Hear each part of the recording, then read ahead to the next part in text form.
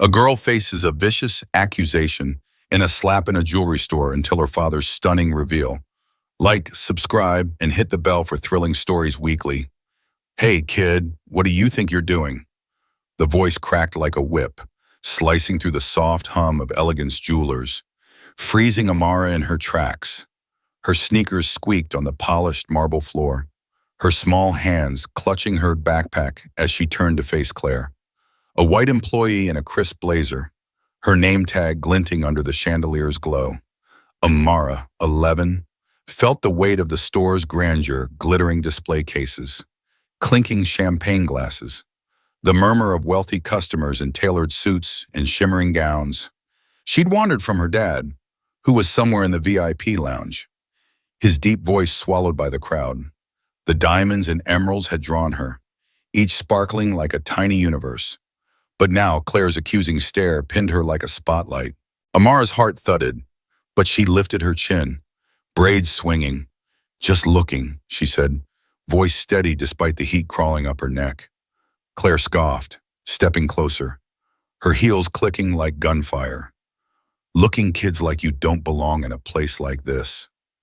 The words stung, sharp and familiar, echoing taunts Amara had heard before at school, in stores, always laced with that same edge. Customers turned, their chatter fading, eyes darting between the black girl and the employee. Amara's fingers tightened on her backpack strap. "I'm with my dad," she said, louder, but Claire's laugh was cruel, carrying across the store. "Your dad? Right. Step away from that case before you try something." The accusation was a punch, and Amara's breath hitched, her eyes scanning the crowd for her dad's silhouette. He wasn't there. Claire advanced, her hand shooting out, grabbing Amara's arm, yanking her from the emerald necklaces. "Move it!" Amara stumbled, her backpack slipping, and the crowd gasped, phones slipping from pockets, some stepping back, others leaning in. "Let go," Amara snapped, wrenching free, her voice rising, fierce despite the tremor. Claire's face twisted, cheeks flushing. "Don't you dare talk back. You little thief." The word exploded, bouncing off the glass cases, silencing the store's classical music. Amara's chest heaved, her eyes blazing. But before she could speak, Clara's hand lashed out, a sharp slap cracking across her cheek. The sting was fire, and Amara staggered, her hand flying to her face, tears prickling but held back. The crowd erupted gasps, a man shouting. "That's enough," but Claire pressed forward, pointing, her voice venomous. "You think you can sneak in here and steal? I know you're kind." Amara's vision blurred with rage, her small frame trembling as she stepped forward, voice low but cutting. "You're wrong, you don't know me." The defiance shook Claire, her eyes flickering, but she doubled down, grabbing Amara's backpack, ripping it open, spilling pencils, a notebook, a water bottle onto the marble. "Let's see what you've got," she snarled, rifling through it as customers watched, some shaking their heads, others frozen. Amara's heart pounded, humiliation burning, but she stood tall, refusing to break. "There's nothing," she said, each word a blade. "You're the one looking stupid."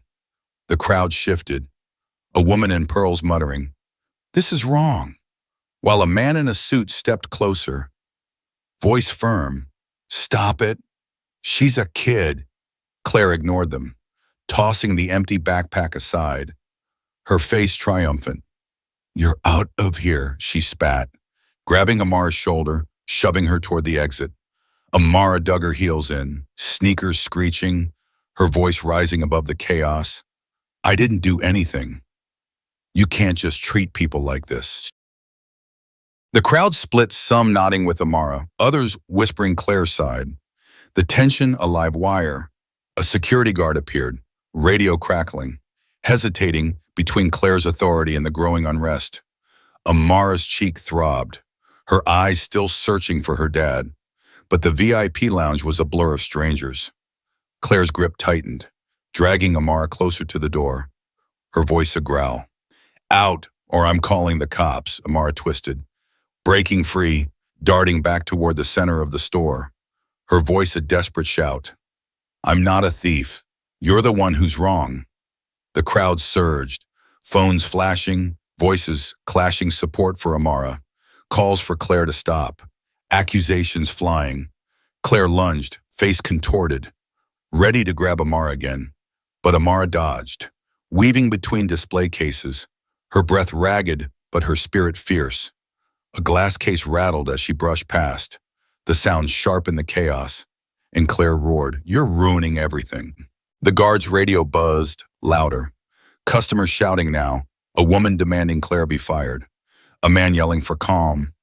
Amara stopped, chest heaving, facing Claire across a case of diamond rings, her small frame a pillar of defiance.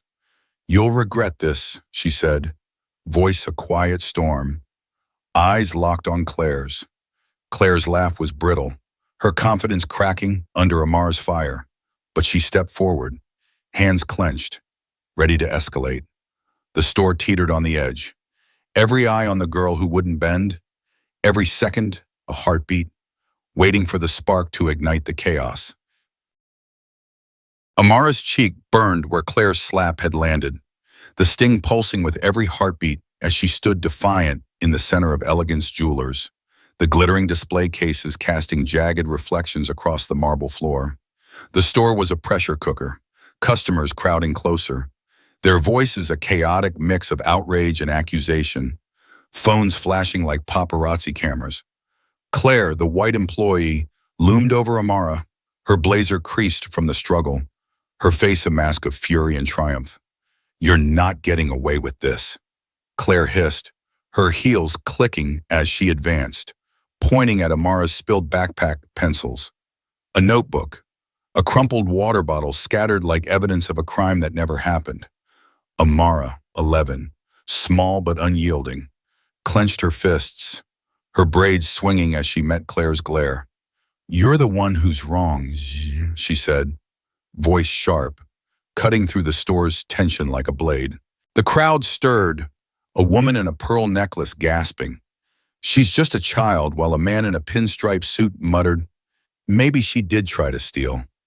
Claire seized the split, turning to the onlookers, her voice rising. "This kid's been casing the store. You saw her lurking by the emeralds."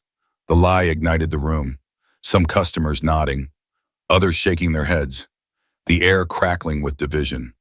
Amara's chest heaved, her eyes darting for her dad. But the VIP lounge was a blur of silhouettes, none familiar. Claire grabbed another employee, a nervous young man named Tom, pulling him into the fray. "Tell them, Tom. You saw her acting suspicious." Tom hesitated, his eyes flicking to Amara, then away, but under Claire's glare, he nodded weakly. "Yeah, she was too close to the cases." The betrayal stung, and Amara's voice cracked with fury. "That's a lie, I was just looking."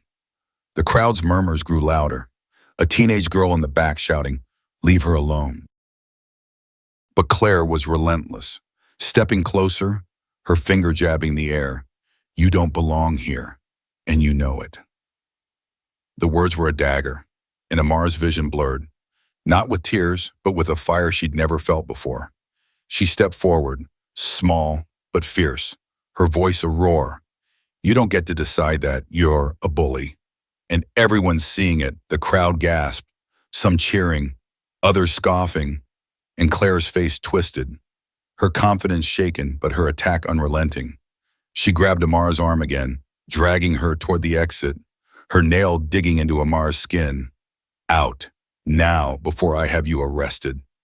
Amara twisted, her sneakers screeching, breaking free and stumbling into a display case, the glass rattling under her weight. The impact sent a diamond bracelet skittering to the floor, and Claire pounced, snatching it up, holding it like a trophy. "See? She's stealing right now." The crowd erupted, voices clashing outrage, support, confusion. A security guard pushed through, his radio crackling, but Claire waved him off, her voice commanding. "I've got this. Mike, Call the police, Amara's heart pounded, panic clawing at her.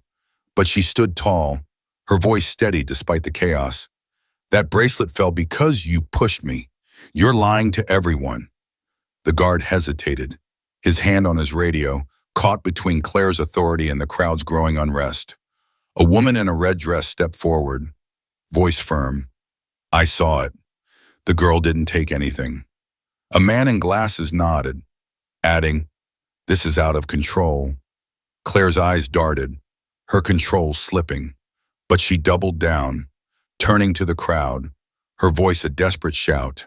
You're all blind. She's playing you. Amara seized the moment, stepping onto a velvet display platform, her small frame commanding the room. She's the one playing you.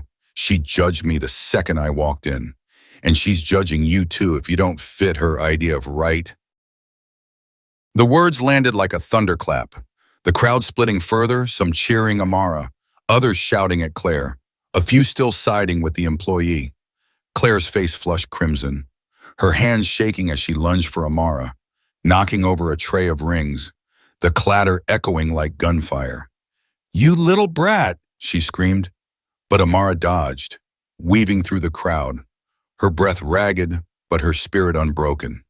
The guard grabbed Claire's arm, pulling her back, his voice low. Enough, Claire. But Claire wrenched free, her voice a snarl. She's a thief, and you're all fools. The store was a battlefield, customers shouting, phones recording, the air electric with fury.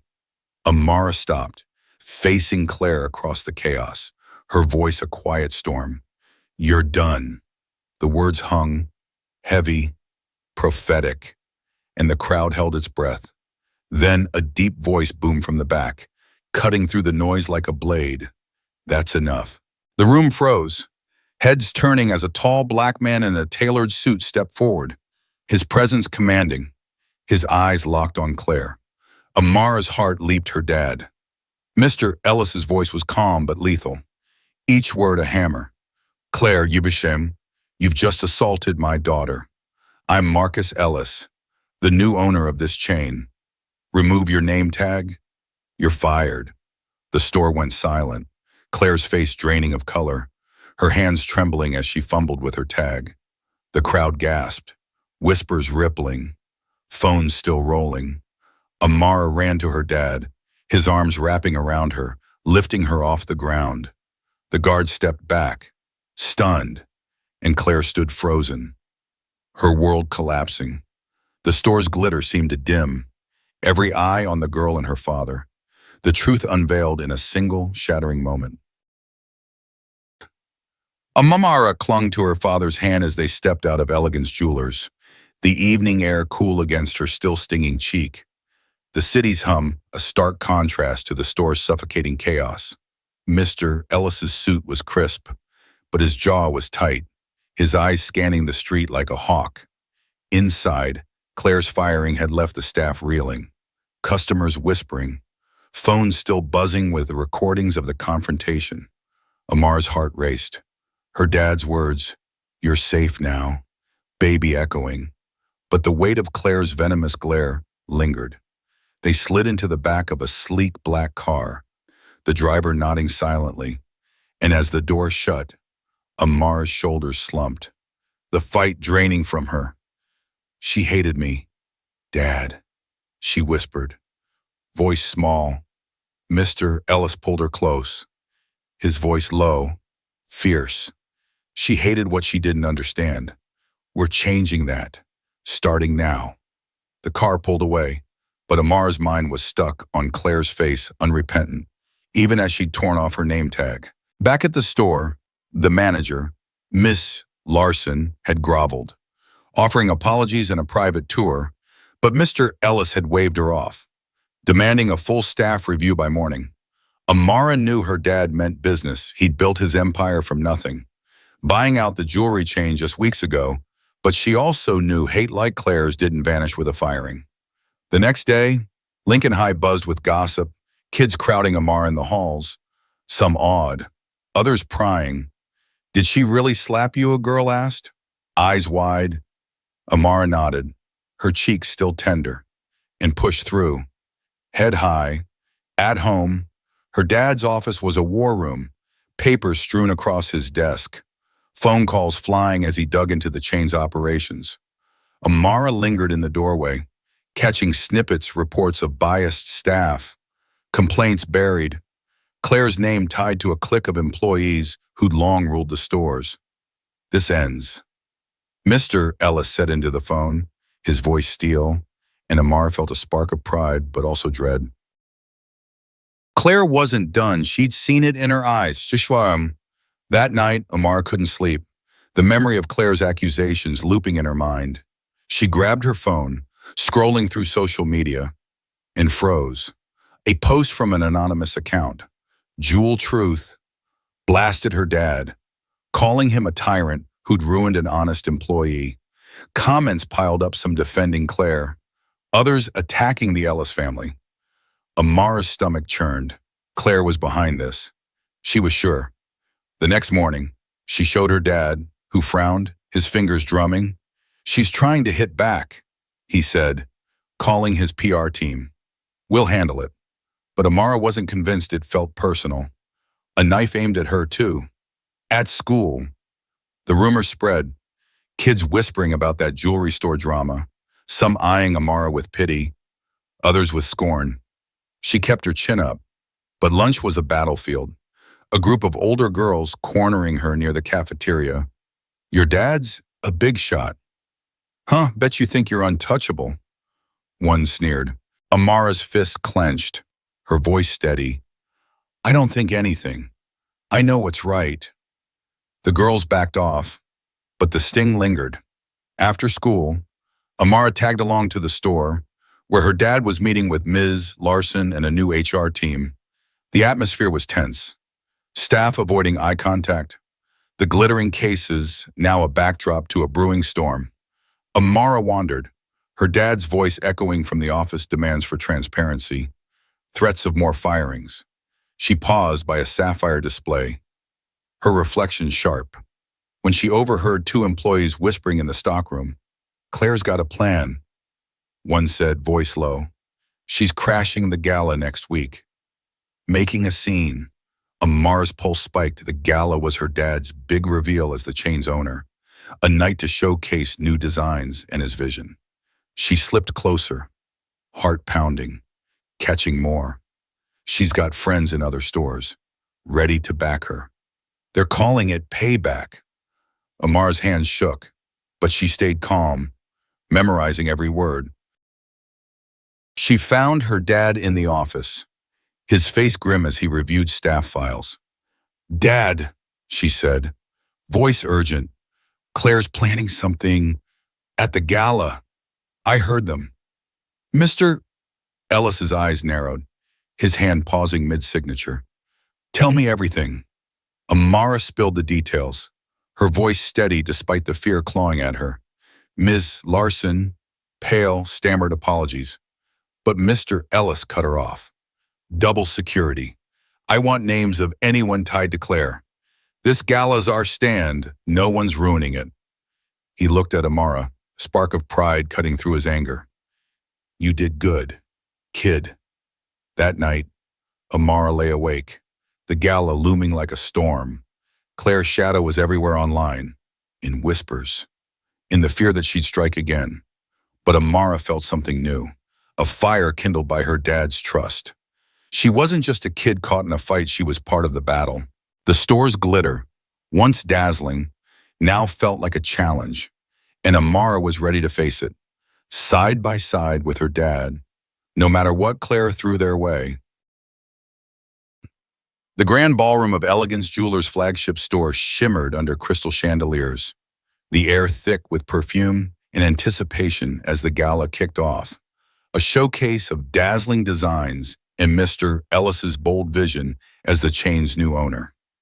Amara stood near the velvet-draped stage, her navy dress sparkling faintly, her eyes scanning the crowd of elite guests, designers, investors, reporters, their glasses clinking, their chatter a polished hum.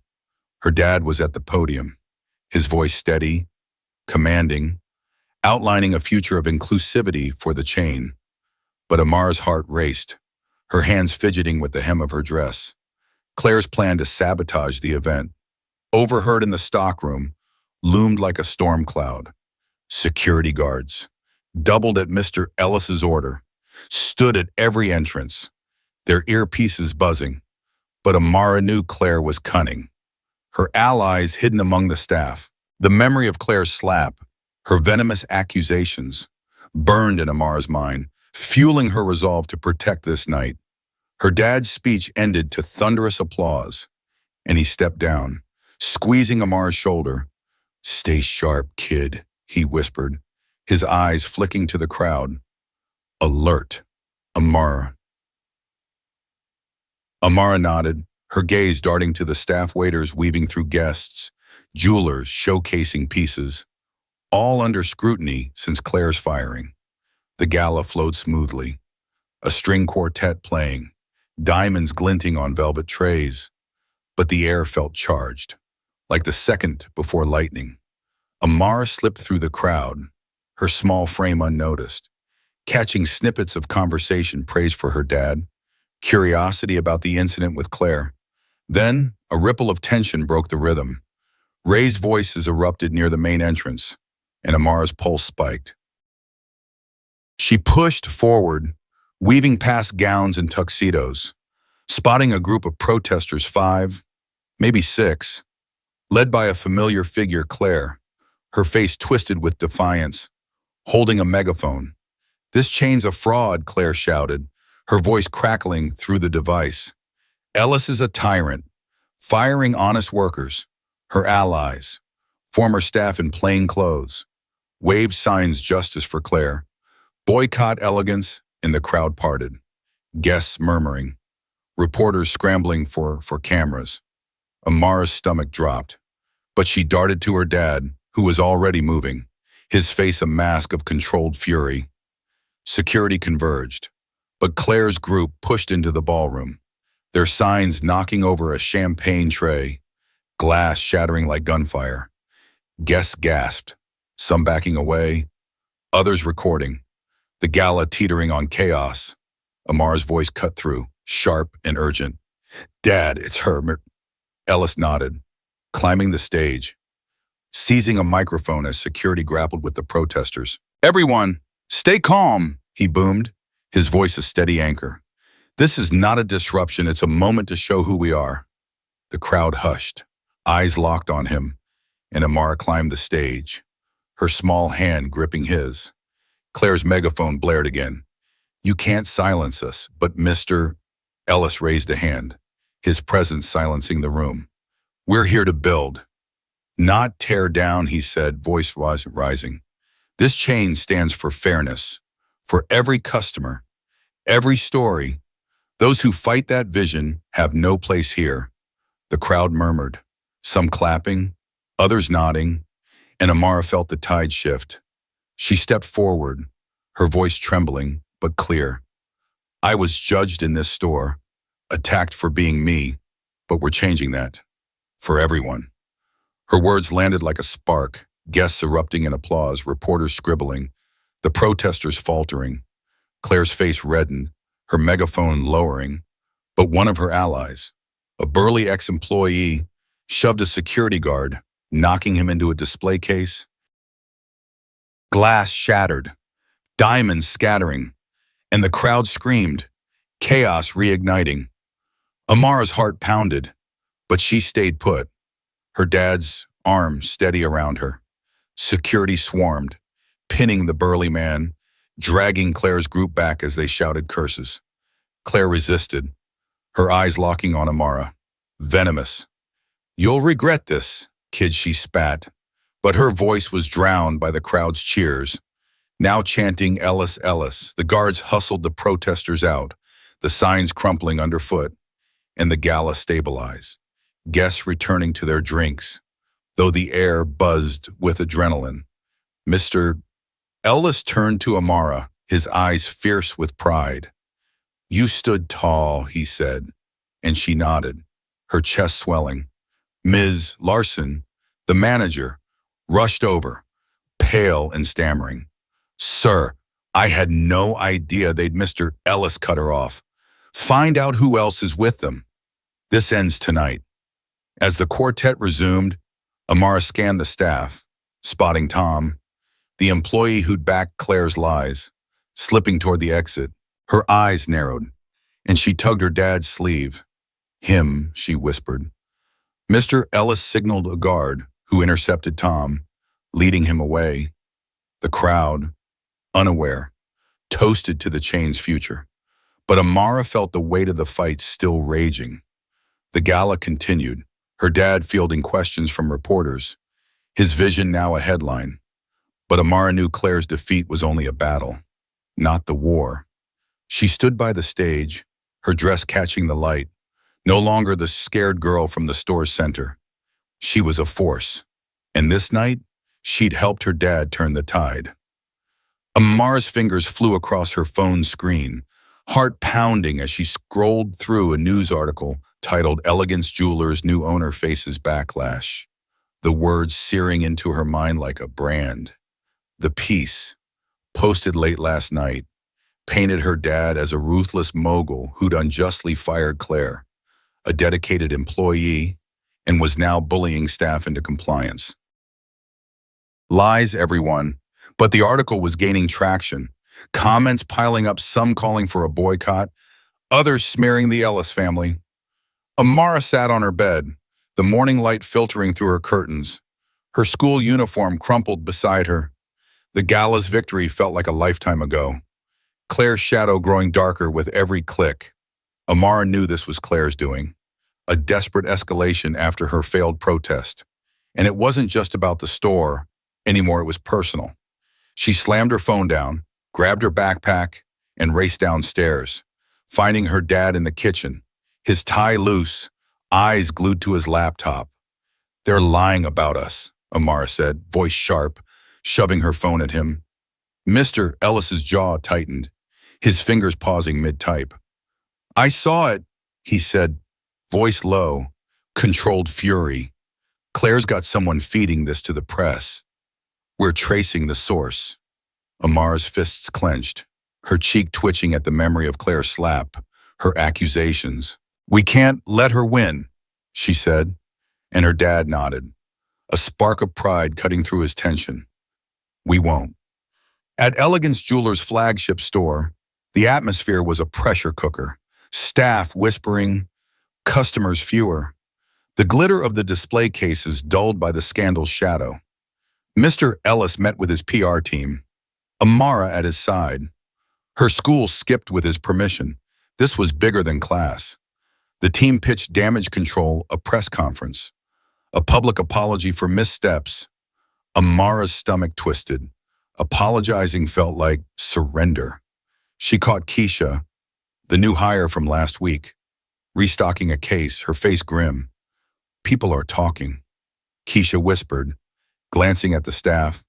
Some still back Claire, saying she's a victim. Amara's eye narrowed, scanning the floor, spotting a cluster of employees near the stockroom, their glances furtive. She slipped away, her sneakers silent, ears straining as she neared. "Claire's got proof," one said, voice low. Emails, texts, enough to sink Ellis. Amara's pulse spiked, her breath shallow. She needed that proof. She darted back to her dad, pulling him aside. "They're hiding something in the stockroom," she whispered. Mr. Ellis signaled Miss Larson, who paled but nodded, leading them to the stockroom. A maze of crates and locked cabinets. Amara's eyes locked on a laptop left open on a desk, its screen glowing with an email thread. She lunged for it, her dad and Ms. Larson behind her, and scanned the messages. Claire's name, a reporter's, forged documents claiming Mr. Ellis had bribed staff to lie about her. "Got her," Amara said, voice fierce, but footsteps echoed, and two employees burst in, faces paling. "What are you doing?" one shouted, lunging for the laptop. Mr. Ellis stepped forward, his presence a wall, voice lethal. "Step back, now!" The employees froze, and Miss Larson called security, guards arriving in seconds, escorting them out. Amara's hands shook as she saved the emails, her dad's hand steadying her. "This is our weapon," he said, and they moved fast, his PR team crafting a counterstatement. That evening, the store's showroom was transformed into a press conference, cameras flashing, reporters crowding as Mr. Ellis took the podium, Amara beside him, her navy dress swapped for a bold red one, her chin high. "We've been slandered," Mr. Ellis said, voice booming, "but truth doesn't hide." He revealed the emails, projected on a screen, Claire's lies laid bare forged texts, doctored complaints, her collusion with disgruntled staff. Gasps rippled through the room, reporters scribbling, cameras zooming. Amara stepped forward, her voice clear, cutting. "Claire judged me before she knew me. She's judging all of us, lying to keep things the way they were. We're done with that." The crowd erupted, applause shaking the room, reporters shouting questions. Claire, watching from a live stream, Amara spotted her name in the chat, had no reply, her scheme collapsing. A reporter asked, "What's next?" Mr. Ellis and he smiled, arm around Amara. "We build a chain where everyone belongs." The conference ended in a frenzy, the story flipping headlines now praising the Ellises, Claire's name tied to fraud. Backstage, Keisha hugged Amara, grinning. "You're a force, kid." Amara laughed on, but her eyes caught Mr. Larson, who approached, voice low. "We found more. Claire's got allies in other stores, planning to hit back." Amara's heart sank, but her dad's voice was steel. "Let them try." That night, Amara lay awake, the press conference's spotlight fading. Claire's shadow smaller but not gone. She thought of Keisha's grin, the crowd's cheers, her dad's arm around her. The store was a battlefield, but they'd won this round, and Amara was ready for the next, her fire burning brighter than ever. Amara stood in the heart of Elegance Jewelers' flagship store, the morning light streaming through towering windows, casting prisms across polished marble and glittering display cases. The air buzzed with a new energy, staff bustling, customers flowing, the chain reborn under her dad's reforms. Weeks had passed since the press conference that crushed Claire's lies, the headlines now lauding Mr. Ellis as a visionary, the store's reputation soaring. Amara, in a crisp blazer with a staff badge pinned proudly, moved with purpose, helping Keisha arrange a sapphire necklace display for a community showcase. Her cheek no longer stung from Claire's slap, but the memory fueled her, a reminder of why every step mattered. Mr. Ellis was in his office, finalizing a nationwide training program, his vision of inclusion, now policy diversity workshops, strict anti-bias rules, a culture where no one felt judged. Amara had shaped it, her voice in every meeting, her story a catalyst. But the fight wasn't over. Claire's shadow lingered, her allies exposed but not defeated, and Amara's guard stayed up, her eyes sharp. At school, kids no longer whispered about the jewelry store drama. They high-fived her, calling her a hero, her confidence blooming. Yet online, Jewel Truth posts persisted, weaker but venomous, hinting at Claire's next move. Amara's phone pinged with a news alert. Claire had been slapped with a lawsuit for defamation. Her forged emails traced to a rented office.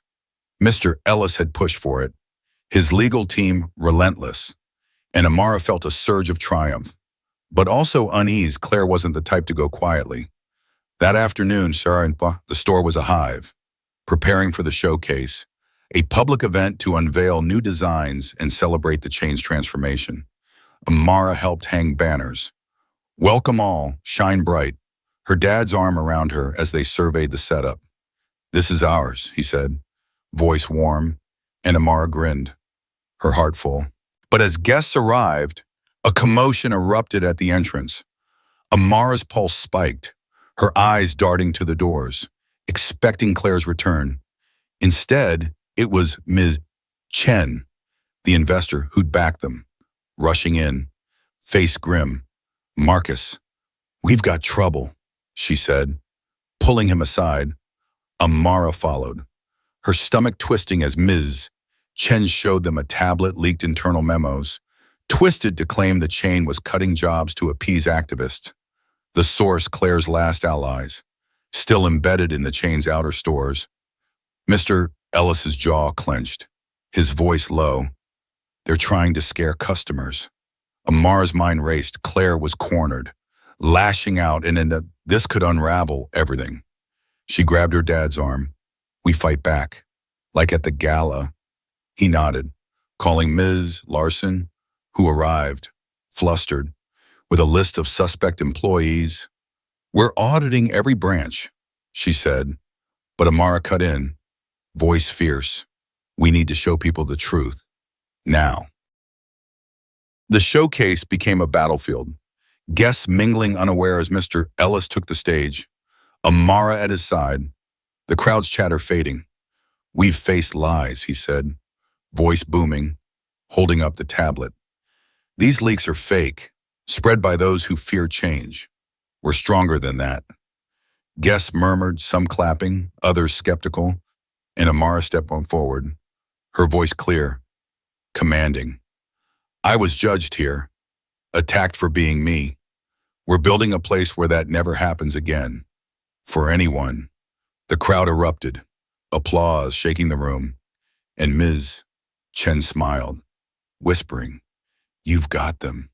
But Amara's eyes caught a flicker, a man in a staff uniform, slipping toward the stockroom, his face familiar from Claire's gala protest. She nudged her dad, who signaled security, guards moving swiftly, intercepting the man before he could act. He carried a USB drive, later found to contain more forged files, a last-ditch sabotage. The crowd, unaware, toasted to the new designs, but Amara's heart pounded, the victory hard-won. Backstage, Keisha hugged her, grinning. "You're unstoppable, kid." Ms. Larson approached, voice low. "We've identified the last of Claire's group. They're gone by morning." Mr. Ellis nodded, his arm around Amara. "This is your win too," he said, and she felt it a shift. The store no longer a place of fear, but of possibility. That night, the lawsuit against Claire gained steam, her allies crumbling, her name tied to fraud in every headline. Amara sat with her dad, watching news clips, the chain's logo gleaming behind reporters. "We did it," she said, and he laughed, pulling her close. "You did it, Amara." The store was theirs, its glitter a promise, its future shaped by a girl who turned pain into power. Amara's badge caught the light, her confidence a beacon, ready for whatever came next. A sudden crash shattered the festive hum of Elegance Jewelers' flagship store, the sound of glass splintering ripping through the community showcase like a gunshot. Amara spun toward the noise, her heart slamming, the crowd's laughter freezing as a display case near the entrance lay in ruins, diamonds scattered across the marble floor. The morning sun blazed through towering windows, illuminating a sea of stunned faces, locals, customers, kids from Amara's school, all gathered to celebrate the chain's rebirth. Amara, in a vibrant purple dress, her staff badge glinting, stood on a velvet-draped stage, her speech seconds away, but her eyes locked on the chaos. A figure darted from the wreckage, a hooded man in a stolen staff uniform, sprinting for the exit.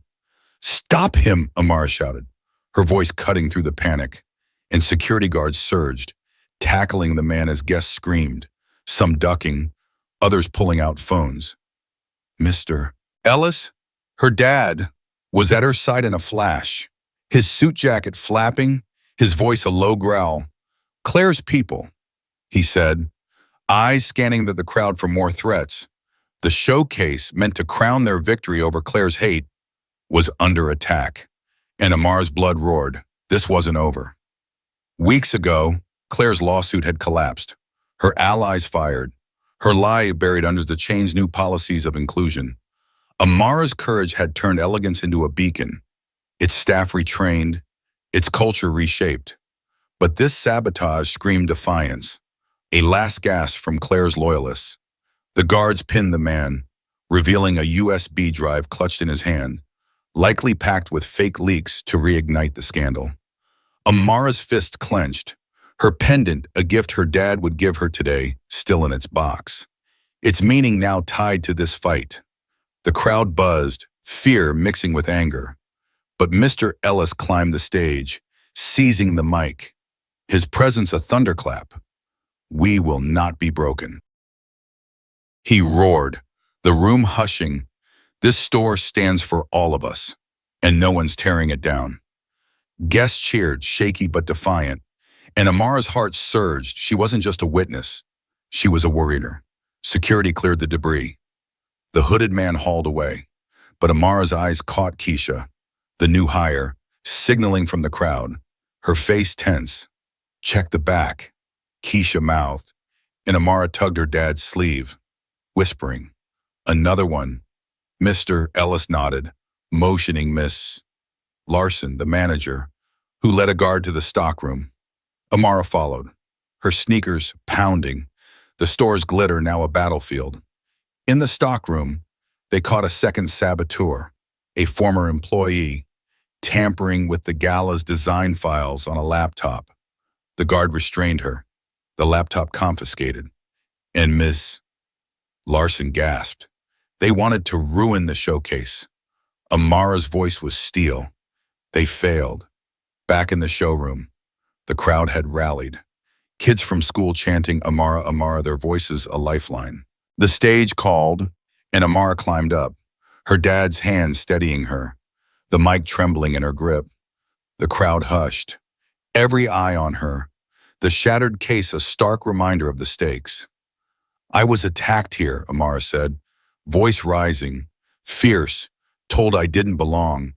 "But we fought my dad, you, me, and we're stronger than hate." The room exploded. Applause shaking the chandeliers, guests standing, some crying, others fist-pumping.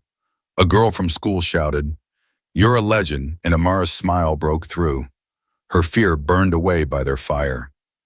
Mr. Ellis took the mic, his voice thick with pride. "This is our future united, unstoppable." He paused, pulling a velvet box from his pocket, the crowd leaning in.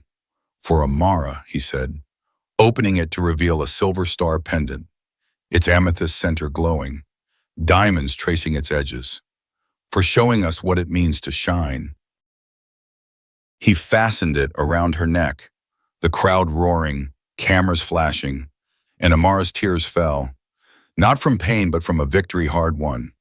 She hugged him, the pendant cool against her skin, its weight a promise of justice, of love, of a legacy they'd built together. The showcase surged back to life, guests swarming the displays, trying on unity-inspired rings, kids sketching designs at craft tables, their laughter louder than the earlier crash. Keisha pulled Amara into a twirl, grinning. "You're a superstar," Miss Larson approached, her eyes wet. "You saved this." Amara, staff once divided, now united, their badges gleaming, shared stories of customers who felt seen, valued. A boy from school handed Amara a sketch of a star-shaped ring, shyly saying, "For you." She high-fived him, her pendant catching the light, her confidence ablaze. As the event wound down, Mr. Ellis gathered the staff, his voice carrying, "This is our store, our fight, our victory." The crowd cheered, and Amara stood beside him. No longer the scared girl Claire had slapped. She was a leader, her voice a spark that had ignited change. Outside, the city glowed, the store's windows reflecting a community transformed. Amara's dad hugged her, whispering, "We did it." She nodded, the pendant a reminder of their bond, their triumph. The battles Claire's hate, the sabotage, the doubt were scars now, proof of their strength. Elegance Jewelers wasn't just a store, It was a movement, and Amara was its heart, ready to shine, no matter what came next. Amara faced injustice, but sparked a revolution for fairness. Thanks for listening. Like, share, subscribe, and hit the bell for more epic tales.